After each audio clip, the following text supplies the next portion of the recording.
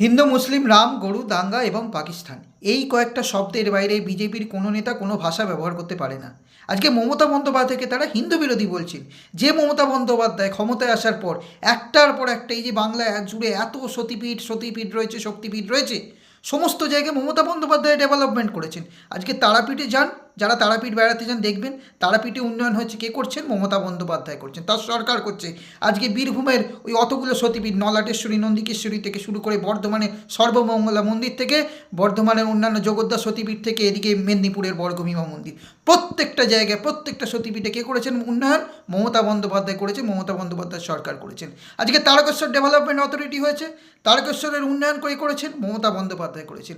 আগে গঙ্গাসাগর লোকে একবার যেত, গঙ্গাসাগরে একবার সব তীর্থ বারবার, আর আজকে মানচিত্র বদলে দিয়েছে, গঙ্গাসাগর মানুষ বারবার যাচ্ছে। কে করেছেন উন্নয়ন? মমতা বন্দ্যোপাধ্যায় করেছেন। আর সেই মমতা বন্দ্যোপাধ্যায় কিনা হিন্দু বিরোধী, এত কিছু করেছে উন্নয়নের জন্য। নরেন্দ্র মোদী কী করেছে? এই ভারতবর্ষে এই বিজেপি সরকার এই বাংলার জন্য কোন মন্দিরে কোন উন্নয়ন করেছে যেটা মমতা বন্দ্যোপাধ্যায় সরকারের আমলে হয়েছে? মমতা বন্দ্যোপাধ্যায় নিজের উদ্যোগে করেছেন। আজকে দীঘায় জগন্নাথ মন্দির হচ্ছে, বিভিন্ন প্রান্তে বিভিন্ন মন্দিরে উন্নয়ন করেছে। দক্ষিণেশ্বরে এশিয়া ফেমাস স্কাইওয়াক থেকে কালীঘাটে স্কাইওয়াক তৈরি হয়েছে। সমস্ত জায়গায় সমস্ত মন্দিরে উন্নয়ন করেছেন মমতা বন্দ্যোপাধ্যায়। তিনি মুসলিমদের জন্য করবেন, হিন্দুদের জন্যও করবেন। ফুরফুরায় উন্নয়ন করেছেন, সংখ্যালঘুদের জন্য একাধিক স্কিম তৈরি করেছেন।